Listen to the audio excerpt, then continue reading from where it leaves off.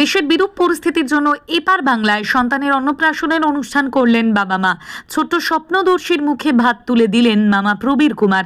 তিনি ঢাকা বিশ্ববিদ্যালয়ের প্রাক্তন কর্মসচিব। পরিস্থিতির কারণেই পদ থেকে ইস্তফা দিয়েছিলেন তিনি। এছাড়াও এই অন্নপ্রাশন অনুষ্ঠানে দেখা গেল এক অভিনব দৃশ্য। বাড়ির পোষ্য সারমেয় ঘন্টু ও ছোট্ট স্বপ্নদর্শীকে পায়েস খাওয়ালো। অনুষ্ঠানে আমন্ত্রিত ছিলেন পদ্মশ্রীপ্রাপ্ত শিল্পী রতন কাহার, বঙ্গশ্রী কার্তিক দাস বাউল প্রমুখ। সব মিলিয়ে এই অন্নপ্রাশন যেন দুই বাংলার মিলন ক্ষেত্র। চাকরির ক্ষেত্রে সংরক্ষণের দাবিতে উত্তাল হয়েছিল বাংলাদেশ। ছাত্র আন্দোলন রূপ নিয়েছিল গণ অভ্যুত্থানে, আর তাতেই 2024 সালের 5ই আগস্ট দেশ ছেড়ে পালাতে হয়েছিল বাংলাদেশের প্রধানমন্ত্রী শেখ হাসিনাকে। তবে বর্তমানে ওপার বাংলার দিকে দিকে সংখ্যালঘুদের ওপর হামলা, ঘরবাড়ি ভাঙচুরের খবর আসছে। গ্রেপ্তার করা হয়েছে স্বামী চিন্ময় প্রভুকে। সব মিলিয়ে অন্তর্বর্তী সরকারের নেতৃত্বাধীন বাংলাদেশের পরিস্থিতি স্বাভাবিক নয়। ছোট্ট স্বপ্নদর্শীর অন্নপ্রাশনের অনুষ্ঠান হলো বীরভূমের লাভপুরের নাট্যকর্মী উজ্জ্বল মুখোপাধ্যায়ের গুরুকুল নাট্য আশ্রমে, যা কথা সাহিত্যিক তারাশঙ্কর বন্দ্যোপাধ্যায়ের জন্মভিটে। স্বপ্নদর্শীর বাবা কৃষ্ণেন্দু বেরা এ রাজ্যের পূর্ব মেদিনীপুরের বাসিন্দা। পেশায় ব্যবসায়ী, নেশায় সাংস্কৃতিক কর্মী। মা শিপ্রা রানী সরকার, তার বাড়ি বাংলাদেশের ঢাকা শহরে। তিনি পেশায় ঢাকা বিশ্ববিদ্যালয়ের সহকারী গ্রন্থগারিক। প্রায় 2.5 বছর আগে তাদের বিয়ে হয়। তাদের একমাত্র পুত্র সন্তান স্বপ্নদর্শী। সে যদিও বাংলাদেশের নাগরিক। স্বপ্নদর্শীর মামা প্রবীর কুমার সরকার, তিনি ঢাকা বিশ্ববিদ্যালয়ের প্রাক্তন কর্মসচিব। দেশের উত্তাল পরিস্থিতির সময় তিনি এই পদ থেকে ইস্তফা দিয়েছিলেন। তারপর থেকে চিকিৎসা ভিসা নিয়ে ভারতে রয়েছেন। তিনিও অংশ নেন এই অন্নপ্রাশন অনুষ্ঠানে ও ভাগ্নের মুখে ভাত তুলে দেন।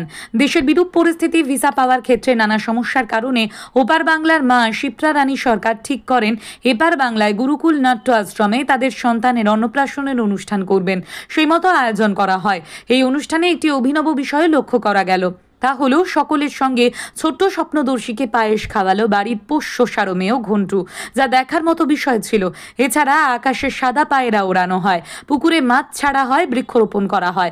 অনুষ্ঠানে উপস্থিত ছিলেন বড় লোকের বিটিলো গানের স্রষ্টা পদ্মশ্রীপ্রাপ্ত শিল্পী রতন কাহার, তারাশঙ্কর বন্দ্যোপাধ্যায়ের চিকিৎসক হিসেবে পরিচিত বিশু ডাক্তার ওরফে সুকুমার চন্দ্র, বিভূতিভূষণ প্রাপ্ত কার্তিক দাস বাউল, বোলপুরে ভারত সেবাশ্রমের শান্তি মহারাজ প্রমুখ। কথা সাহিত্যিক তারাশঙ্কর বন্দ্যোপাধ্যায় সহ বিশ্বকবি রবীন্দ্রনাথ ঠাকুর ও কাজী নজরুল ইসলামের কবিতা গান স্মরণ দিয়েই চলে সমগ্র অনুষ্ঠান। সব মিলিয়ে লাভপুরের এই অন্নপ্রাশন অনুষ্ঠান যেন দুই বাংলার মিলন ক্ষেত্র হয়ে উঠেছিল।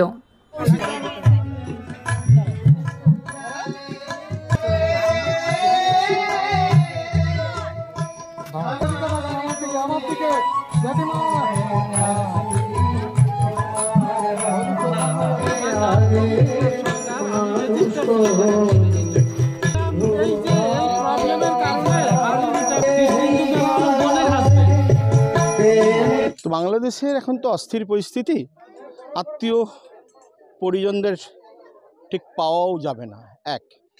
আর দ্বিতীয় কথা হচ্ছে যে এই আত্মীয় স্বজনদের খাওয়ালাম, আনন্দ করলাম, এই ব্যাপারটা যেন আমার কাছে ঠিকঠাক নয়। এপিজে আব্দুল কালাম একটা কথা বলেছিলেন, আপনাদের মনে আছে কিনা আমি জানি না, যে ইফতারে কেন সাংসদরা নিমন্ত্রিত হবে, বিধায়করা কেন নিমন্ত্রিত হবে, কেন মন্ত্রীরা নিমন্ত্রিত হবে, সচিবরা কেন নিমন্ত্রিত হবে? ওরা কি খেতে পায় না? পথ শিশুদের খুঁজে বের করো। এখানে এসছি, এই কালিকাপুর ডাঙার যে দেব শিশুরা আছে, ওরা আজকের দিন একটু আনন্দ করে ভাগ করে নেবে। এটা একটা আনন্দের জায়গা।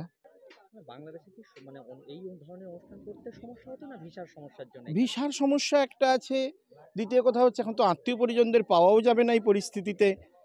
ফলে সেই মাঙ্গলিক উপাচারটা আর সেই জায়গাতে থাকবে না আর কি, থাকবে না। একটা অস্থিরতা তো বিরাজ করছে।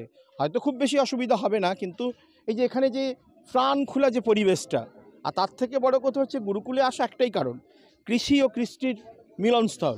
এবং এখানে আমি আজকে কাকে পাচ্ছি? কার্তিক দাস বাউলকে পাচ্ছি, রতন কাহারকে পাচ্ছি। ডাক্তারবাবু আসতে পারেননি এখন, হয়তো এক ফাঁকে এসে হয়তো বাচ্চার মুখে এক টুকরো একটু পায়েস তুলে দিয়ে যাবেন। তো এই পাওয়াটা তো আমাদের কাছে অনেক বড় পাওয়া না? আজকে অনুষ্ঠানটা হচ্ছে একটি অন্নপ্রাশন, মুখে ভাত আমরা যেটা বলি। আসলে স্বপ্নদর্শী যার অন্নপ্রাশন, সে বাংলাদেশের ছেলে, ঢাকা তার বাড়ি, মানে তার মা শিপ্রা সে ঢাকা বিশ্ববিদ্যালয়ে কর্মরত, আর তার বাবা মেদিনীপুরের মানুষ। আর স্বপ্নদর্শীর যে নাগরিকত্ব সেটা বাংলাদেশে। ঢাকাতেই তার অন্নপ্রাশন হবার কথা ছিল, কিন্তু পরিবর্তিত যে পরিস্থিতি তাতে তারা ঠিক করেছিল যে এমন একটা জায়গা যেখানে দুই বাংলার মিলন ক্ষেত্র তৈরি হবে। তো আপনারা দেখছেন আমাদের এই যে গুরুকুল নাট্য আশ্রম, এটা নাট্যকর্মী এবং লোক সংস্কৃতির যারা লোক তাদের একটা মিলিত ক্ষেত্র তৈরি হয়েছে, যেখানে কৃষি এবং কৃষ্টি এবং দুই বাংলার সংস্কৃতিকে আমরা এই জায়গায় মেলবন্ধন ঘটানোর চেষ্টা করেছি। তাই একটা ব্যতিক্রমী ভাবনায় স্বপ্নদর্শীর অন্নপ্রাশন হচ্ছে আমাদের এই গুরুকুল নাট্য আশ্রমে। মানে মূলত কি এই ভিসা সমস্যার জন্য বাংলাদেশে করতে অসুবিধা বা পরিবর্তিত পরিস্থিতি? শুধু ভিসা সমস্যা যে তা নয়, কারণ ওর তো ভিসার ব্যাপার নেই, ও তো ওখানকারই নাগরিক। যে সমস্যাটা মনে হচ্ছিল যে হয়তো যেভাবে যে মাত্রায় তারা করতে চাইছিল, আজকের যে পরিস্থিতি বাংলাদেশে, হয়তো ওরা সাহস করছিল না সেইভাবে করার, বা ওদের মনে হচ্ছিল যে এর থেকে এপার বাংলায় এমন একটা জায়গা যেখানে খুব নিরিবিলি খুব শান্তির জায়গায় এই অন্নপ্রাশনটা করা যায়।